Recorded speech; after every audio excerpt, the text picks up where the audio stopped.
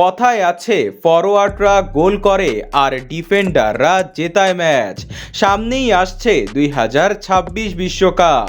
আনচেলত্তির target বিশ্বকাপ। আর শুধু গোল করলেই ম্যাচ জিতা যায় না, ডিফেন্ডারদেরও কাজে লাগাতে হয়।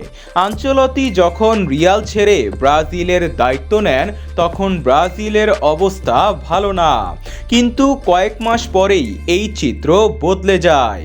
সবাই বিশ্বাস করে আনচেলত্তি বিশ্বকাপে যাবে ব্রাজিলকে চ্যাম্পিয়ন করার জন্য। ইউরোপ কাঁপানো সেরা সেরা ডিফেন্ডার আছে ব্রাজিল দলে। চ্যাম্পিয়ন্স লিগ জেতা পিএসজি কাপ্তান মার্কুইনিয়াস আছেন ফর্মে।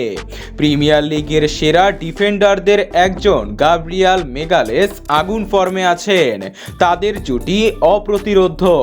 আছে ভ্যান্ডারসন ও ওয়েসলি, যাদের বিশ্বকাপে অটো চয়েস ভাবা হচ্ছে। তৃতীয় ডিফেন্ডার হিসাবে আছেন একসময়ে রিয়ালে আনচেলত্তির তুরুপের তাস এডার মিলিটাও। নজরে আছেন 29 বছর বয়সী ক্রুজিয়েরোর ডিফেন্ডার ফাব্রিজিও ব্রুনো। সিরিয়াতে দাপটের সাথে খেলে যাচ্ছেন। হাতে আছে অনেক অপশন, তবে অভাব নেই।